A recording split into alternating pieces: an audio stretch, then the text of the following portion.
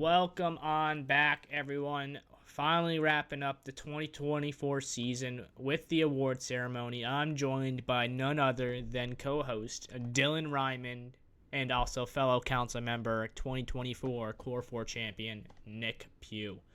Nick, how's it going?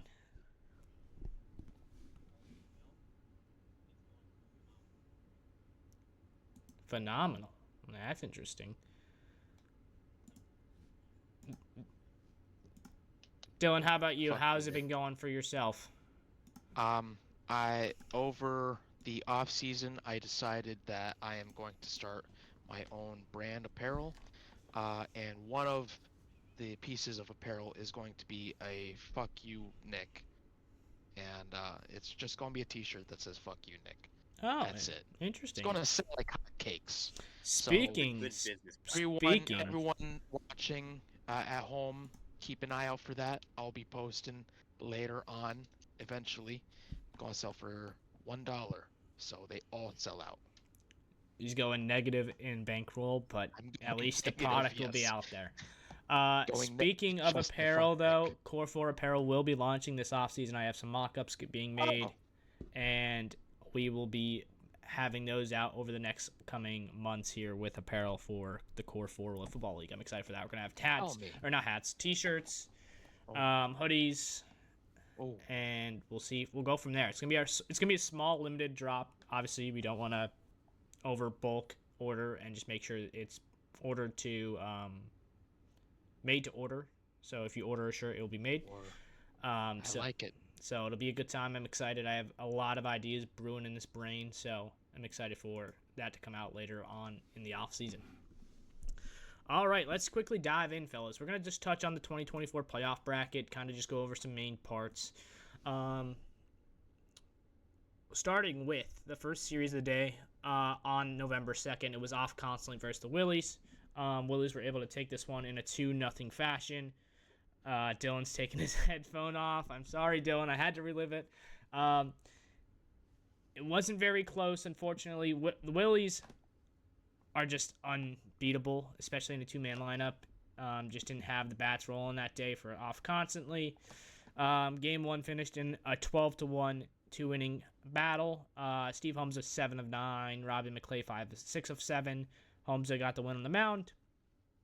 And not much brewing. Kenny Kandrak 2 of 3 for off constantly in game one. And then in game two, we had off constantly losing by a score of 12-2. That went the full game. Steve Holmes 10 of 14. You just can't get that guy out in the postseason. And then Robbie McClay 8 of 13. Steve got the win in this one. Hinkle, he went 1 of 3. Kenny 1 of 3. Dewar 1 of 3. So the bats were going a little bit. But when you're facing a two-man lineup and having Steve or Robbie up every two batters, it's just too much to handle. So Willies were able to win this one in a series sweep, 2-0 to advance to the semifinals. Dylan, anything you want to add on the off constantly season? Um, I'm very appreciative of the efforts of my guys this season. Clearly, obviously, we underperformed. I think in the beginning of the year, everybody had us at like number 4.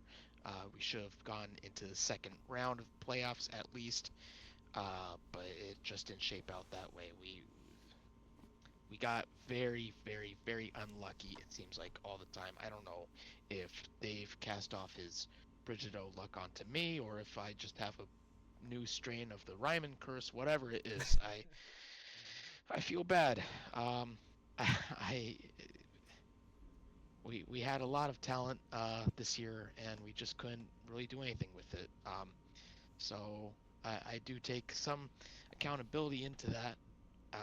But yeah, uh, hopefully I could retain some of these guys next season because I had a lot of fun with Dotzel, Hinkle, and everyone else. Kenny, all of them, great players, and I wish them all best of luck moving forward wherever they land next year. Yeah. Again, tough season, but you guys battled. You guys showed that you can compete with some of these teams, and it didn't start off the greatest, and you guys were able to battle midway through the season. So shout out to you guys for sticking in there and kind of just showing teams like you can compete with others. So congrats, Dylan, on a well-rounded season, I would say. I think it was better than years past. Sure. Statistically, at least. Okay. All right, moving into the next series, Master Batters versus Street Meet. This one was a little bit of an upset. So Master Batters took this series in a 2-0 sweep. Master Batters winning Game 1 by a score of 9-3. They were down 3-1 in the first, and then they rattled off 8 straight in the top of the third to take the win. Gerald Johnson had an incredible series here in the first round, 3 of 5 from him with 2 home runs. Jonathan Winters, 1 of 4 with a home run. Sipek, 2 of 3, and then Sparaz at the bottom half, 1 of 3, adding a double to his line. Over to Street Meet side of it, we have Finn Ruderman, 2 of 4, Teddy Kraus, 3 of 5, and then Antek Evan, 0 of 5. Not something you want to see from the Street Meet if you wanted to make a deep run into the postseason. Gerald Johnson pitched phenomenal. 3 innings pitched, 5 hits, 3 runs on 42 pitches. And Teddy Kraus, 3 innings pitched, 6 hits, 9 runs allowed. He'll think about that probably that third inning until at least next season, because that was a backbreaker, letting up 8 in the top of the third when you were 3 outs away from winning Game 1. So it was a tough one for the Street Meet, obviously being without Jagger, being without Ryan Finley. So obviously a tough matchup for them here in this first round here. And Master Batters just proved that they were ready to show out and came out hot. In Game 2, the score was a 7-3 finish.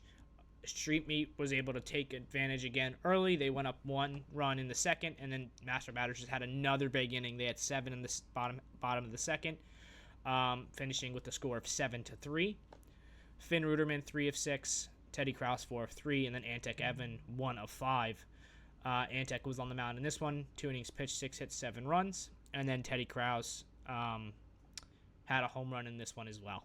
Gerald Johnson, on the other side of it, continued his hot day from the plate, 2 of 3 for RBIs, 2 home runs. Jonathan Winters, 2 of 4. Sipek and Spaz at the bottom, 1 of 3 and 1 of 2 respectively, both having RBIs to their lines. Gerald Johnson took the mound again in this one, going for the sweep, and successfully did so. 3 innings pitched, 5 hits, 3 runs on 54 pitches. Boys, were you surprised by the Master Batters upsetting Street Meet here in the first round? I'll let you go first, Nick. Jagger not being there was a big deal, I think. I think if he was there, I think they sweep. Because it kind of hindered their ability to change anything that wasn't working.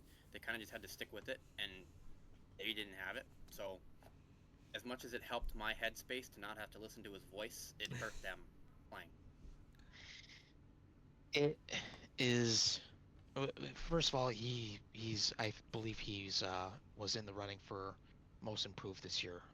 His average last year was in the 200s. I think it jumped up to 530 something. He has a good bat, decent speed. Those are all very attractive qualities to have.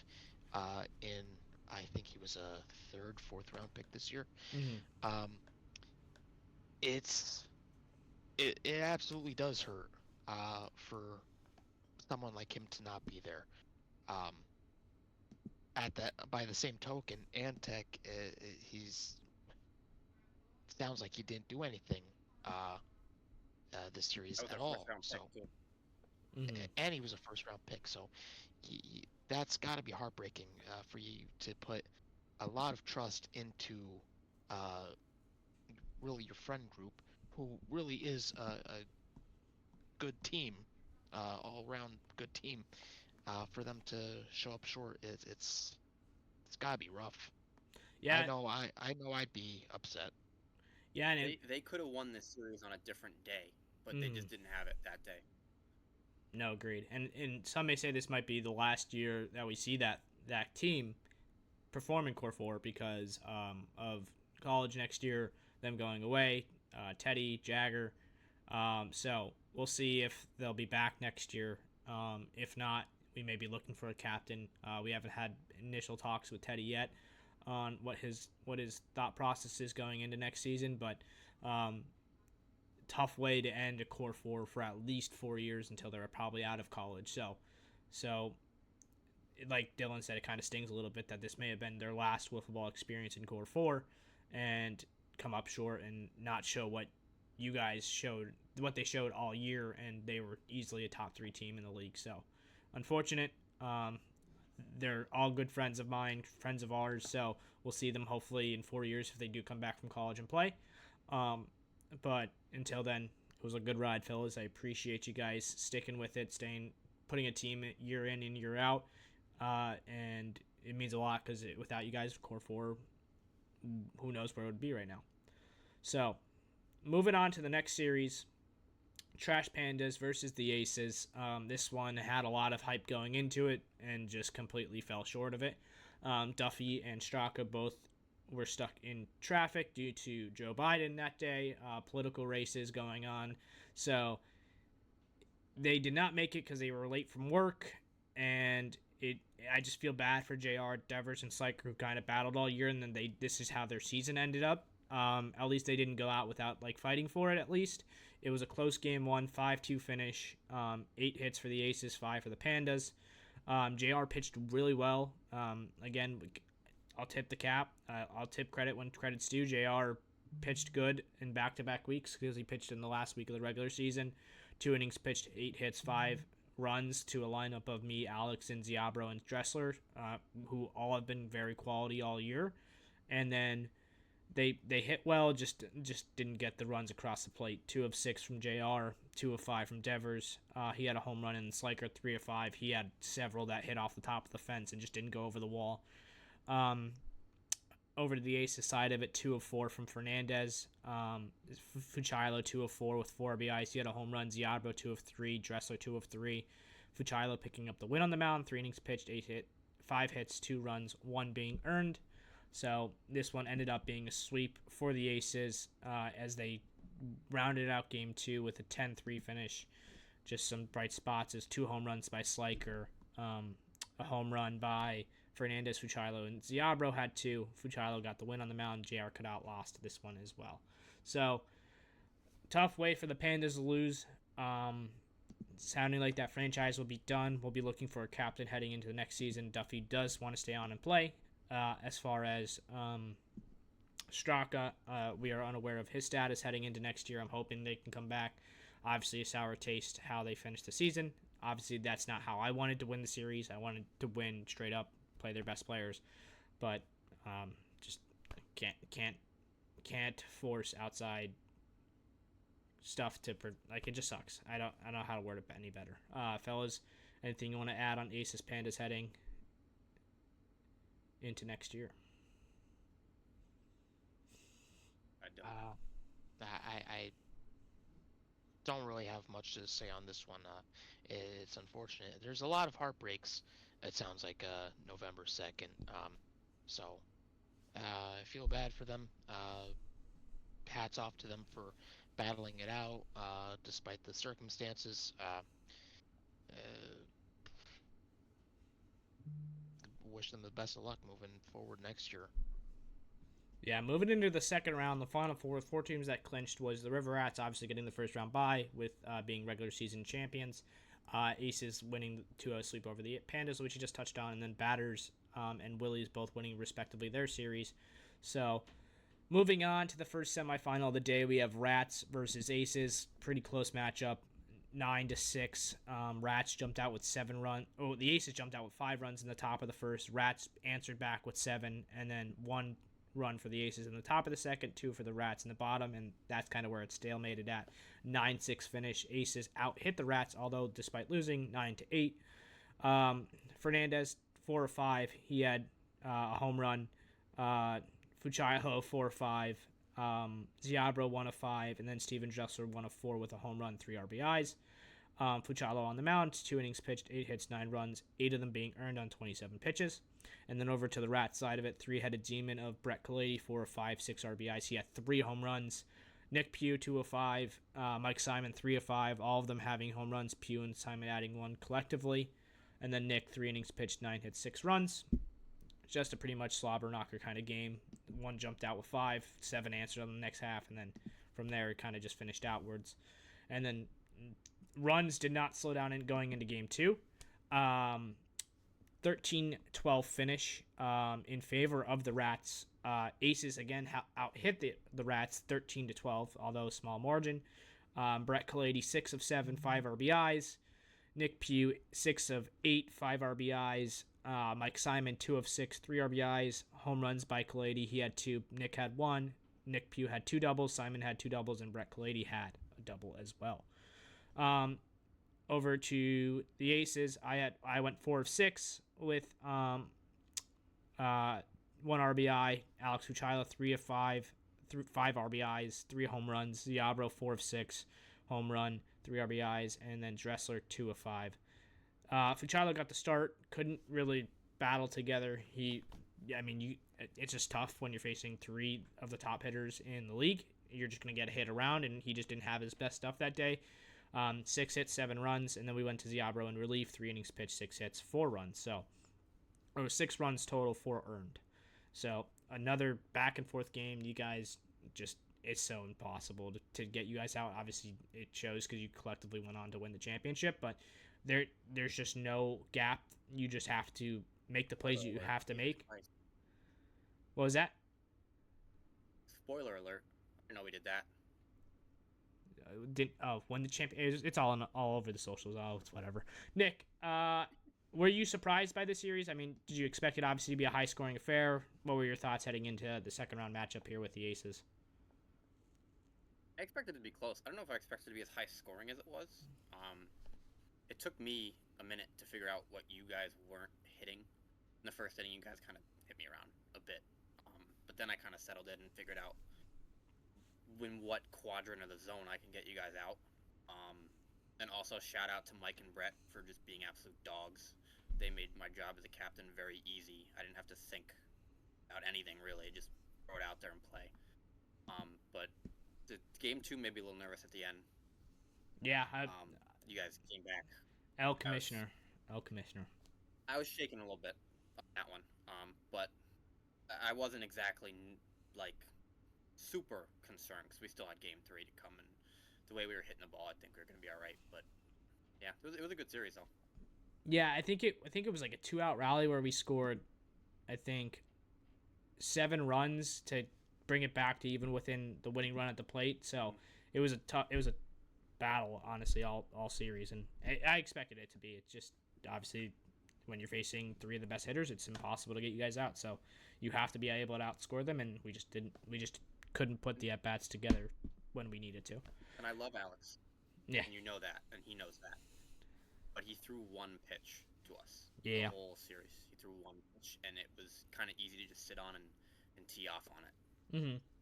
Yeah. I guess I could have definitely managed it a little bit better, putting in Z a little bit earlier, but Alex got us there, so I felt like I had to give him the shot to at least get us to game 3. He did learn how to throw lefty on Saturday. Yeah, he was in his bag. He was in his bag. Dylan, anything you want to add before we move on to the next semifinal? Can we please put Brett Kalady away?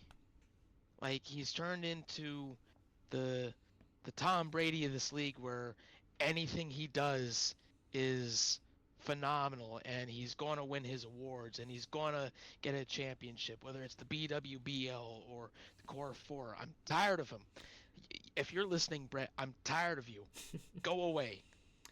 I mean, done with him. Respectively, Dylan, he had a breakout Dylan, year this year. He will be back on my team next year, so you will have to deal with him again.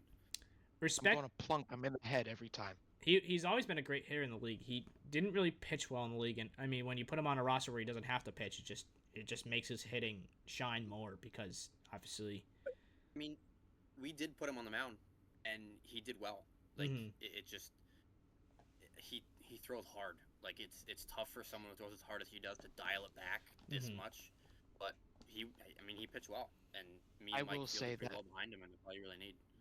I will say that does seem like his only crutch, which isn't even really a crutch, but like he has to figure out tone it down, and to give like batters a fighting chance, and he's still too good. I mean, he doesn't need to pitch if you have Nick and Mike. You're absolutely right. That's why I'm saying it's his only thing that he isn't that good at, doesn't have to do anymore, which is why he's such a good fit for this team, and it's irritating. He's a vacuum in left field too. Yeah. Yes. On to the next semifinal. Master batters Willies. This one really wasn't close. 17-7 finish in game one, lasted 2 innings. The Willies scored 17 runs in the first inning.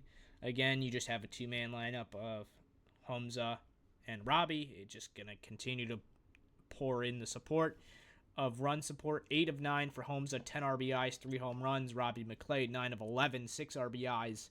And then over to the other side of it, the bats just weren't there for the batters. However, they did jump out to a 6-run lead in the top of the first and then just were kicked in the face with 17 runs unanswered. Gerald Johnson, 1 of 3. Jonathan Winters, 2 of 3. Marcus Sipek, 1 of 2. 1 of 1. He had 2 walks. And then Julian, 1 of 3 with a home run as well. Same with Winter.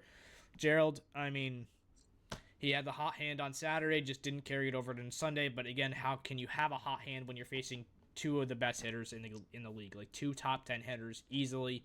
1 inning pitched for Gerald, 17 runs, and then Holmes on the other side of it, 2 innings pitched, 5 hits, 7 runs as well. So it's just you're facing a two-headed monster of Robbie and Homza, and if you don't have the offensive support to be able to hit the ball around the ballpark, it's just not going to happen. Going into game 2, 13-2 finish, 10 runs, 13 for Homza, 10 of 12 for Robbie, both having home runs. Robbie having 2, Gerald 1 of 3, Winter 1 of 3, Speraza 1 of 2, both home runs by Winter and Speraza. Julian went to the mound in this one, 2 innings pitched, and it just felt like if you put Julian on the mound, you don't really have the best of fielding out there because we had both errors by Winters, who had 2, and then Johnson, who had 1. 2 innings pitched, 17 hits, 13 runs, 9 of them being answered. So just a two-man lineup of Robbie and Homza. If you can't take advantage of them being down a fielder, they're just gonna win games. It's just simple as that because they can hit for days.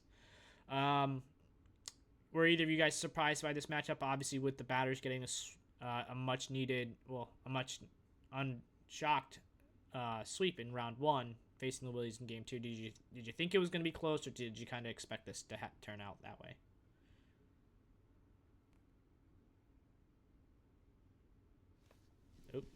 Hold on, Nick, you are not talking. Well, you're talking, but I can't hear you. Dylan, can we hear you? No, I can't hear both of you. Hold on. Oh, audio issue. 1 second, fellas. First pod in a while. This typically happens. I hear you, Dylan, Nick. can you Can you hear hear me? There we go. We're Yeah. back. We're back. Go ahead, Nick. I don't know what happened there. What the heck? What was I saying? About if it was expected for the Willies to win. I expected it to be closer than it was, because Steve and Robbie are really good. I thought they were gonna win the series just because of how good they are, even with 2 people. But there's 2 people. Like, at some point, you have to look out there and notice that there's an entire side of the field that there's no defender there, and you have to hit the ball there, and they just couldn't do it. And they had opportunities to get them out, and they couldn't make the plays. And it's not doing the simple stuff simple. It killed them. Yeah. Dylan, over to you. I mean, when you face a two-headed monster like and you know what, it pains me so much more because I think it was last year or 2 years ago I could have had Robbie and Steve on the same team. So can you only imagine how I feel today? It's just it's almost impossible when you have 2 heavy-handed hitters, and I'm sure they did their scoutings and tried to figure out what they could do to limit the damage as much as possible. But it's it's just tough. They're tough people to figure out. So it doesn't surprise me that the Willies won this series. But yeah, I think I agree with Nick. I didn't expect it to be as one-sided as it was. The batters did not come in with any sort of plan whatsoever. Mm-hmm. They just went out there and whatever happened happened. And against two people who are as good as they are, you have to have a plan. The first thing I said to Mike and Brett was, they run the bases like maniacs. We need to dead in the ball as soon as we can, Mm-hmm. because I saw what they did against the batters, and they ran all over them. And it just, you got to know what's happening before the ball is hit, and they just didn't. No, fair enough. With that, we move into the championship series. The number 1 seed, the number 2 seed of the regular season. We have the River Rats and the Wiffle and Willies. We pretty much all said on draft day. Me, Nick, and Dave collectively all said that this is probably what the championship was going to be. We just knew that they were the 2 best teams coming out of the draft. It just the writing was on the wall. Game 1, Rats jumped out with 5 in the bottom of the fourth, or bottom of the first. I apologize. And then the Willies answered with 2 in the, I can't speak. I'm dyslexic right now. Rats answered with 5 in the bottom of the first, and then Willies answered with 4 in the top of the second to be a 5-4 finish in favor of the Rats. Holmza, 6 of 9, so he produced as well. And then Robin McClay, 3 of 8, but did have 2 home runs. Brett Kalady, 3 of 5. Nick Pugh, 2 of 4 with double to his line. And then Mike Simon, 3 of 5 with 2 doubles. And it was kind of a low-scoring game for how firepowered these offenses were. Robbie pitched pretty well, 2 innings pitched, 8 hits, 5 runs. And then Nick Pugh shut the door down, 3 innings pitched, 8 hits, 4 runs in Game 1. Moving into Game 2, we have the Rats winning in this one in a complete opposite of Game 1, 14-10 fashion, 15 hits by the Rats, 13 by the Willies. Brett Kalady, 5 of 8, 3 RBIs. He had a double to his line. Nick Pugh had a takeover game, 5 of 7, 4 home runs, 8 RBIs. And then Mike Simon, 5 of 8. He had a home run and a double to his line. Mike Simon graced the mound in this one, 3 innings pitched, 13 hits, 10 runs, 5 of them being earned. And then on 57 pitches. And then for the Willies, 7 of 12 from Holmes, 8 of 11 from Robbie. So the bats were there. Just, again, the two-man defensive alignment caught up to them. They can't out-hit every team, especially when you're facing the likes of the Rats. So 3 innings pitched, 15 hits, 14 runs from Holmes, taking the loss here in Game 2. Moving into the final game of the 2024 season, another close one. 8-6 finish in favor of the River Rats. Willies jumped out with 4 in the top of the first. Rats were unable to score any in the bottom of the first. Willies added 1 more insurance in the top of the second, and then Rats just completely jumped out with 8 runs in the bottom of the second. The only inning they scored runs, and they were able to win the game 8-6, out-hitting the Willies 10-7. Holmza, 4 of 8, 4 RBIs, 2 home runs. Robbie McClay, 4 of 9 with 2 home runs as well. It seemed like they were starting to get gassed. You know that they just played a series before against the Master Batters, and if it's a 2-man lineup, they're running like crazy. And then Game 1 and 2, it seems like they finally caught up to them in Game 3. It just so much to ask out of 2 guys, and it was just an uphill battle. No matter how good of hitters they are, just the athleticism they need to be able to stay in these games, especially with 2 men, it just seemed like it was catching up to them.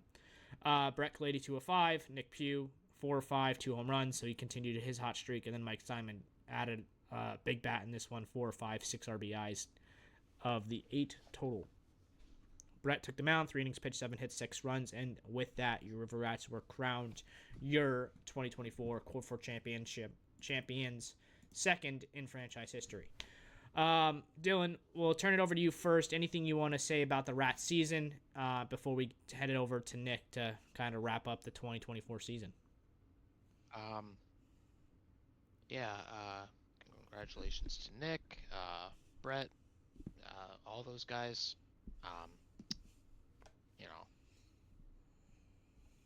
Hope your plane doesn't crash into a mountain on the way back home from your It celebrations. hurts you, doesn't it? It's painful.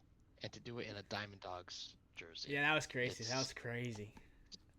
rough I to had to watch. get them to a championship at some point, you know? Jesus. Jesus. Hopefully the new franchise that like comes into to Core 4 is called the Diamond Dogs. I would love that. Just trying to help them. Just trying to help. Nick, over to you. You guys finished the quest, got the belt, got the cash, 3-man lineup pretty much the whole season. What did this kind of mean to you heading into next season? It's not easy to win one of these. But having Brett and Mike as the two guys next to you make it as easy as it possibly can be. I mean, they were fantastic all season. We worked well together as a trio. Didn't have a single argument about anything like you see other teams do. And this series proved that we could win any type of game you wanted to play. We could win the defensive battle. We could win a shootout. Whatever type of game we were going to get in, we were confident that we were going to win. Can't say enough about how well the three of us worked together, and proud to call us champions. And I'm very excited to run it back next year with the same group. Absolutely. I mean, historic run, second time, only 3 years in, but the only 2-time champion in Core 4 history is the River Rats. In going from last to first, obviously last year, not the season you wanted, and then coming back and just winning a championship kind of makes it a little bit sweeter. So congratulations rebuild. Note, teams, take notes. If you have the first overall pick the best goddamn player in the draft. It's as simple as that. Hey, I had to get the first pick. Yeah. Rebuild. So congratulations. Sounds like there's some sort of tank going on. We need to investigate this guy a little closer, like we did the Miami Dolphins organization. Congratulations to Brett, Nick, and Mike. I'm way more successful than the Dolphins. And with that, What's that? oh, you said, oh, go ahead. I'm way more successful than the Dolphins. Okay. With that closes. Then now we'll head into the awards segment of the afternoon, of the evening, actually. So, starting first with the 2024 Gold Glovers of this year, we have none other than, starting with the first one on the call, Nick Pugh. Shout out to Nick. He was phenomenal pretty much all season. I'm pulling up his stats as we speak, just because I'm lazy and I forgot to pull it up. I'll be honest. He went 50 of 53 in the field for a 943 fielding percentage and led the league in double plays with 4. Oh, actually, I'm sorry. That was not lead leader, but he was up top 2. So, shout out to Nick. Close. Yep, you were there. Shout out to Nick, one of 3 Gold Gloves for the 2024 season. On to the next one, none other than his teammate himself, Mike Simon. Mike went a perfect 39 of 39 for 1,000 fielding percentage with 2 double plays. So 2 of 3 rostered players on the Rats that showed up on a weekly basis at 1 Gold Glove award. So congratulations to Michael Simon. And then wrapping up the final. By the way. What's that? Mike's better than me. And so is Brett. So. And wrapping up the final Gold Glove of the 2024 season, probably one for the history books, Teddy Krause of Street Meat. 55 of 55, 1,000 fielding percentage, and he was tied for league lead in double plays with 5 himself. So shout out to Teddy, phenomenal in left field. Him and Jagger, honestly, were the duo out there in left and right when they both respectively played and pitched. So shout out to Teddy, one of 3 players that have went perfect in Core 4 Gold Glove Awards. So, shout out to Teddy Krause. Fellas, any surprise there with the Gold Glove Awards? Congratulations to Nick once again. Congratulations to Nick, Mike, and Teddy. They showed that they can play defense. Good job. Absolutely. Then moving on to the final, or not the final. Jeez, I am. Can you tell I'm rusty, guys? On to the next award, Rookie of the Year. We'll go over the nominees first. We have Anthony Hinkle of Off Constantly, Steven Dressler of the Core 4 Aces, Marcus Sipek of the Master Batters, and then rounding out finally John Devers of the Gargoyles / Trash Pandas. This one was pretty much a landslide. The captains were pretty much all in agreement. 7 votes to the winning candidate, 1 vote to another. With your 2024 Rookie of the Year, you have Anthony Hinkle of Off Constantly. 15 games played, he hit for 538 average. He had 21 singles, 2 doubles, and 2 home runs, 7 RBIs, 8 walks, and a 617 OBP with a 1.361 OPS. He played 39 innings played in the field. He went 51 of 55 for a 927 fielding percentage and had 5 double plays. He was a 2023 All-Star participant, and he was literally probably the best fielder in 2024 All-Star participant. Thank you, Dylan. He was honestly a highlight reel in left field all season. So he definitely has locked up the fielding play of Core 4's existence with the one robbery he had where he jumped over the fence, and he was truly, truly very good this year, and I was very impressed with him. And we kind of said it when he was drafted. We said that he's athletic, he's pretty good, he's a receiver in football. Like he had the makings to be really good, and I think he even jumped expectations. Dylan, you were the captain of Anthony Hinkle. So what was your thought process when you drafted him, and kind of did you expect him to flourish the way he did? I'd be lying if I said he didn't exceed expectations. I knew how good he was at football. He was a Rookie of the Year, I believe a wide receiver of the year in Diamond City Sports Flag Football League. So I knew he had speed, athletic ability, and good hands.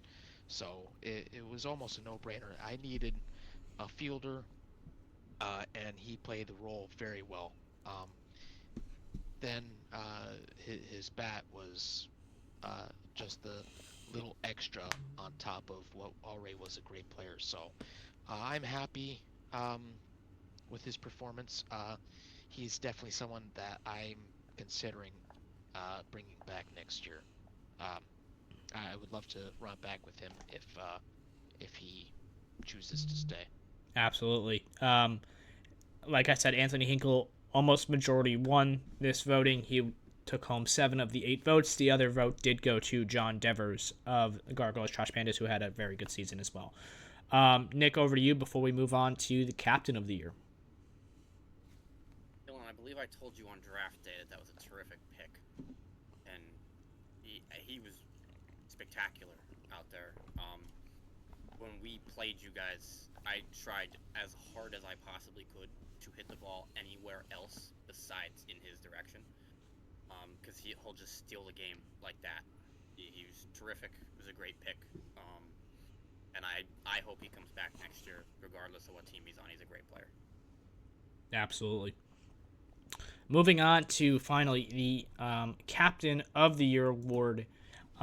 The nominees for this one were Nick Pugh of the River Rats, Teddy Krause of Street Meat, and Dave Brigido of the Wiffle and Willies. This one was a 6-vote win, so he took home 6 votes in this one out of the 8 captain votes. And with that, it's going to be Nick Pugh of the River Rats. And believe it or not, these were voted on prior to the postseason.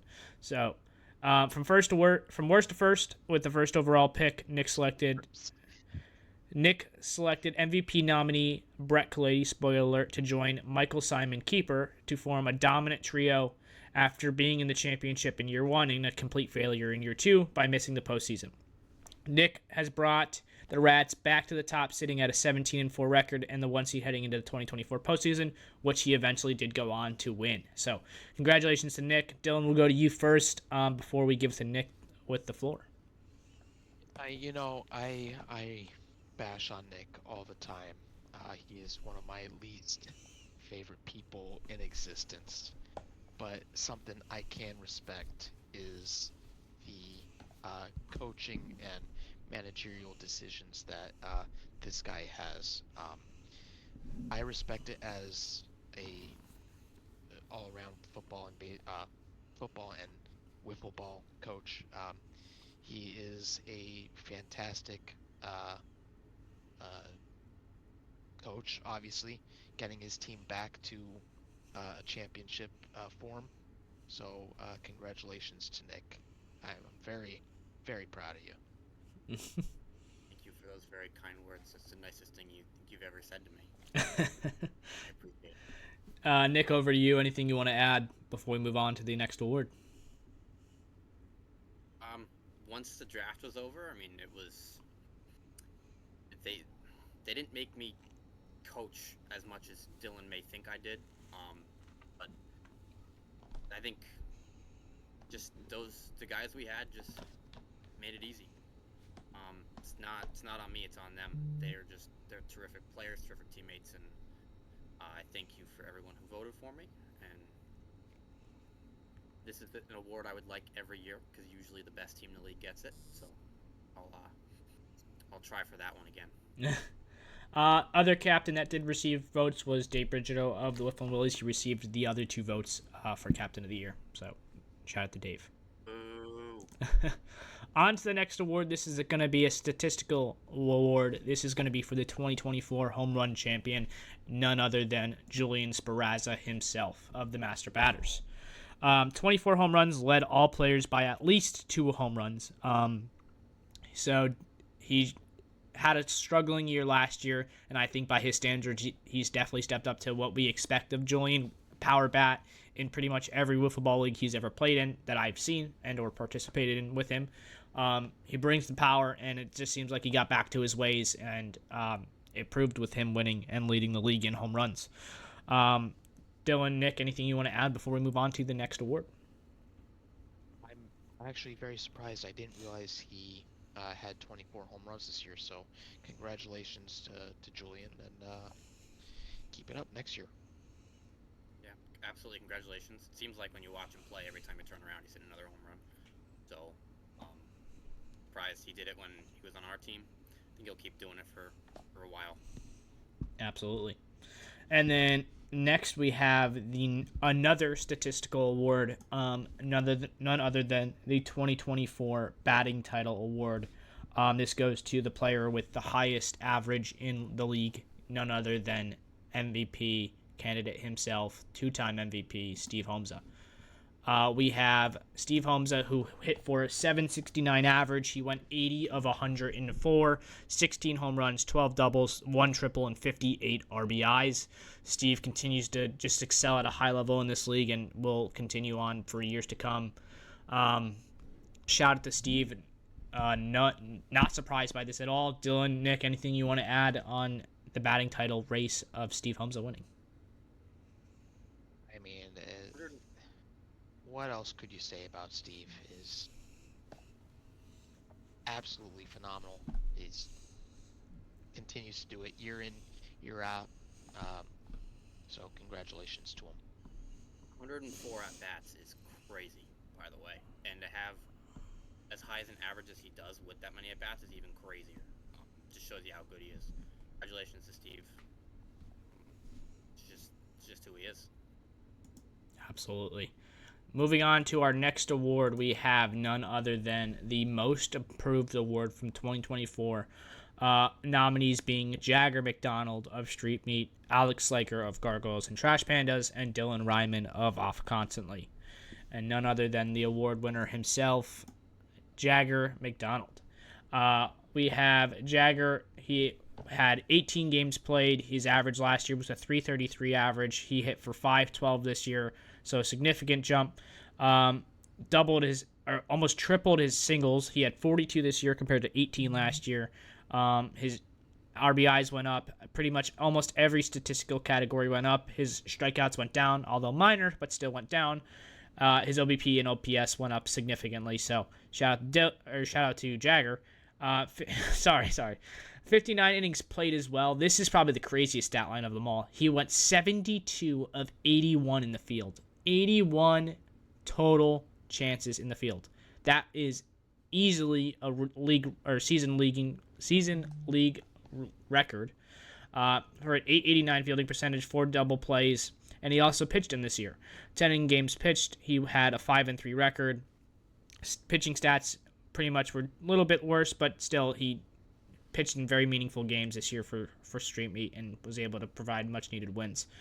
Dylan, over to you. Jagger. You obviously touched on it a little bit earlier in the show. Anything you want to add on him winning Most Improved? I feel like this is a sham. You know, I don't think he's deserving of it at all. But that's just me. We all know who really deserves it here, but that's just me. Congratulations to Jagger. It's when you put up as many. Oh shit, where was I going with that? When you improve your numbers by that much, it's hard not to become Most Improved Player of the Year. So congratulations to him. And then Nick, over to I you. have a question. Go ahead. I have a question. How much did he win this vote by? It was actually one of the closest votes of the award races. He had 4 votes. Sliker had 2, and Dylan had 2. So it was actually one of the closer votes of the awards this season. Walking away. I kind of understand where he's coming from. Not to be rude or anything, I did not vote for Jagger for this award. I voted for Dylan. But congratulations to Jagger. He was better this year than he was last year. Or Dylan. can't win anything. I mean, I think the numbers just kind of jump out at you. I mean, this fielding was insane.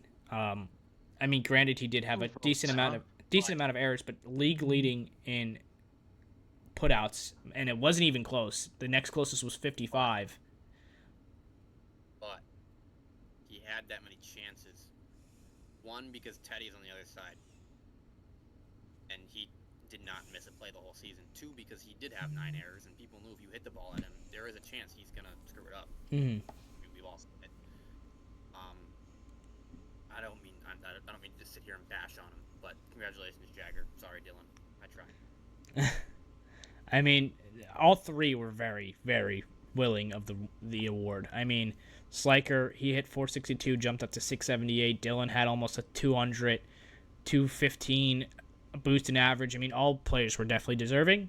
And it shout out to Jagger for winning this award. Next on, Jagger must pay people.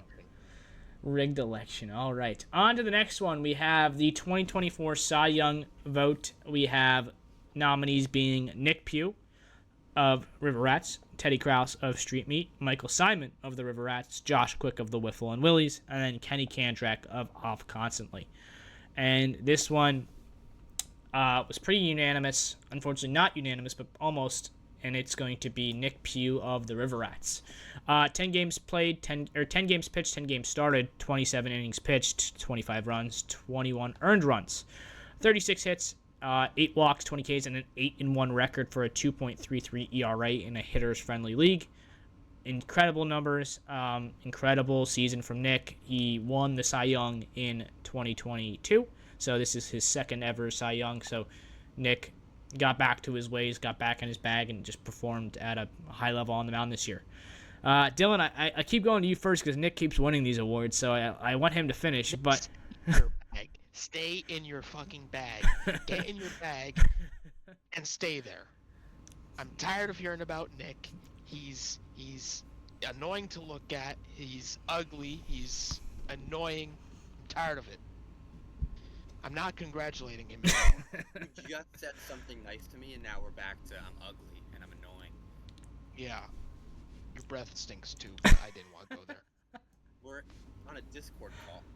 all right. It doesn't matter. It's still burning my eyes. All right, Nick, over to you. Anything you want to add before I break down the number of votes? Thank you to everyone who voted for me. I pride myself in did not pitching vote for you. no matter what league we're in. I don't care if you voted for me, Dylan. I still won, so there you go. I I was not the number one pitcher on my team, even though I won this award. Mike was better than me. But you know, I just happened to find ways to win games, and that is credit to Mike and Brett as well. So thank you to everyone who voted for me. Thank you to my teammates. How could you say you're not the better pitcher when you have literally statistically better numbers in every statistical category? Mike is the by the number way, one. Nick's a Mike was garbage always human number being one. too. All right, on to the next one. Nick did win this one with 5 votes. Teddy Krause did receive a vote, and then Josh Quick of the Whiffle Nullies did receive 2 votes as well. And honestly, on to the next one, the big one that we all look for every year, the 2024 MVP. Votes and nominees are going to be none other as Steve Holmza of the Whiffle and Willies, Brett Kalady of the River Rats, Alex Fuchilo of the Core 4 Aces, Antec Evan of Street Meat, and Nick Pugh as well of the River Rats. Swear to God. Dylan, your answers were heard. Your praise were heard. It is not Nick Pugh. I can give you that one. It is going to be none other than 3-time MVP candidate, 3-time MVP winner, Steve Holmza, most valuable player. 15 games played, 769 average, obviously won the batting title, 80 singles, 12 doubles, 1 triple, 16 home runs for 58 RBIs, 18 walks, only struck out once this year, had an 803 OBP and a 2.169 OPS. 39 innings played in the field, 38 of 40 for a 950 fielding percentage and 2 double plays. He also took the mound in this one a decent amount. 7 games pitched in, 2 games started, 14 and a third innings pitched. He had a 3-1 record with 8 Ks and was a 2024 All-Star participant. So, shout out to Steve. For people who watch MLW, Steve Holmza is the Ryan Kratch of Core 4. If you don't know who Ryan Kratch is, watch MLW. He wins MVP every season at a high level and continues to outdo what he'd done the year prior. So obviously Steve was in the chat a little bit earlier. He said, come on, most improved here, and then said an F in the chat when he didn't get nominated. So Steve continues to be at a high level in this league. I mean, it was just incredible what he does at the plate. There's no other. He's going to be, if we had first ballot Hall of Famers, Steve would be first ballot Hall of Famer. We're only year 3 into this league. It's just that's crazy as how good he is. Dylan, over to you first. Anything you want to add on Steve Holmza winning his 3rd consecutive MVP? Steve, I cannot wait to draft you in the 2025 Core 4 season. Finally fixing all of my mistakes that I made almost 3 years ago. What if he's kept? If he's captain, I quit. There's nothing more for me. But congratulations once again, Steve. You're turning into a Brett Kalady, Tom Brady type person that I'm getting tired of hearing about, but I'll give you your flowers nonetheless. Congratulations. And then Nick, over to you.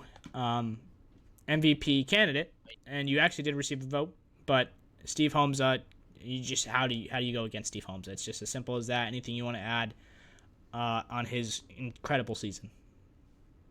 I cannot wait to see the look on Dylan's face when I trade up above him next year just to draft Steve. Costco Just isn't so that giving Dylan you does not the ever- first round pick.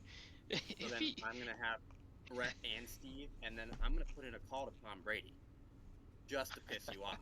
So that he shows up for 1 week, just so I have the 3 of them on my team at the same time. I don't Just care. piss you off. That's all I want. Just to piss you off. Steve, I would trade him back to the Steve puts in the chat 3-time MVP on OCU would have been cool. I don't care what our speed limit is next year if we use the radar gun or not. I will plunk you every time if that happens. Every Throw time. hard enough for it to hurt. I'll like, dip it in cement or something. I'll make Okay, sure it but hurts. For real, congratulations to Steve. What more can you say? Steve is Steve. He's the best player in the league. He received 6 out of 8 votes. 1 vote went to Nick Pugh, and 1 vote went to Antec Evan. Hit 990 and win most improved. Watch. I mean, at that point, I have to give it to him. I feel like, I mean, obviously, I don't make the sole votes on this. It's all captain based, but I feel like it's impossible to not put Steve Holmes on that list if he hits 990 in a list and not vote for him. So he'll win MVP and most improved in the same freaking award race. MVP most improved. Yeah, 1 year. Batting title, he'd have the most Stevens home wanna win runs. Like, everything. very tough to get most improved next season. Yeah, Steve Holmes will find a way. All right, moving into the postseason awards, starting off with the 2024 Gold Glove Award of the postseason, none other than Robbie McClay. He went 22 of 23 for a 957 fielding percentage in the postseason with 3 double plays. You think in 23 attempts, that's basically almost a whole season for most players, and he did that in one playoff run and one man down. So he had to track just as much field as any player in the postseason, and also provided 3 double plays, which was postseason leading stat. On to the next one. Anything you guys want to add on Robbie McClay winning playoff Gold Glover? He did exactly what he needed to do with only 2 guys. I mean, it was really impressive. Oh, absolutely. 100% agreed. And then finally wrapping up the 2024 postseason MVP, all 5 players in the championship round were nominated. So we had Nick Pugh, Brett Kalady, Mike Simon, Robbie McClay, and Steve Homza. And the winner of this award, none other than Brett Kalady. 667 average, 20 singles, 2 doubles, 5 home runs, 14 RBIs, 1 walk, 1 K for a 677 OBP and a 1.233 slugging percentage, as well as he was pretty solid in the field, 18 of 20 for a 900 fielding percentage, and then also did go 1-0 in his only start in the postseason. 3 innings pitched, 7 hits, and had 1 strikeout to his line, getting the win in the closing game of the championship series. Not surprised by this. Votes were honestly pretty close. Another award that was really close. He won it by 1 vote. He had 3 of the 8 votes. The other 2 went to Nick Pugh, who had 2, and then Robbie McClay, who had 2. So, just insane stats. I mean, probably the closest postseason MVP we've had in Core 4 history, and all 5 players literally had the stats to win it. It just kind of came down to who the captains thought were the best, and this is probably the only argument. I'm a big believer in playoff MVP has to come from the winning team, but this was probably the year that Robbie McClay or Steve Homza could have broke that stigma, and they just performed at a high level. Dylan, over to you. Brett Kalady winning postseason MVP. I mean, I wouldn't say it's surprising. Like you said, it could have really gone to every single person. I did have my vote on Robbie because he was like the only one of 2 people that didn't strike out this entire playoff run. But for Brett to win it, it's very, very impressive as well. So, congratulations to Brett. And then Nick, over to you. Every time we needed someone to set the tone, Brett stepped up to the plate and he set the tone. Every time. He did exactly what we needed to do. Shut up, Dylan. I'm going to wait to talk until he puts his headset back on.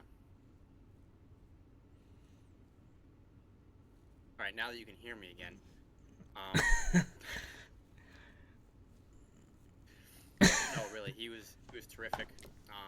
There's a reason he's our leadoff hitter, and we would give up some runs in the first inning, he'd come up and immediately get a hit, get a double, home run, whatever it was. He deserves this award. I voted for him. Go ahead and put it back on. Congratulations, Brett, and screw you, Dylan. An incredible season by everyone involved. Obviously, our 3rd year of the league. Again, continues one of my proudest accomplishments to run this league. Although I drive 3 hours to get yelled at most of the time, but other than that, I'm proud to run it. I'm proud to host it. I can't thank Dylan, Nick, Dave, everyone else behind the scenes that helps me run this, my father. Another fun league, another fun year, a successful year. I consider this a successful year, and we continue to move on to year 4 into next year. As always, follow our league socials. We have C4 Wiffle on YouTube or on Instagram and Twitter. Core4 Wiffball League on YouTube. Core4 Wiffball League on Facebook. Keep a tab on those socials over the next couple months. We have new merch coming out for Core 4, first ever merch drop. We have rules being voted on over the next couple months here as we head into 2025, as well as updated content. I will be doing a YouTube series on all 8 postseason team or all 8 Core 4 teams, where I break down the franchise history, as well as league leading records for single season record holders that were broken this year, and kind of expectations heading into 2025. So that will be all on the league's YouTube page, and as well, these awards will be posted as well on all socials. Dylan, Nick, thank you again for making this season another fun one. Thank you. It was Thank a you, pleasure. I Smalls, can't wait for for next year. yeah, thank you, Smalls, for continuing to run this thing. It's an absolute privilege to be a part of it, and I look forward to what the future brings. Thank you, guys. Thank you. And with that, we'll see you next season for the 2025 Cool First season. Thank you, guys, for everything. Peace. Let's go Rats.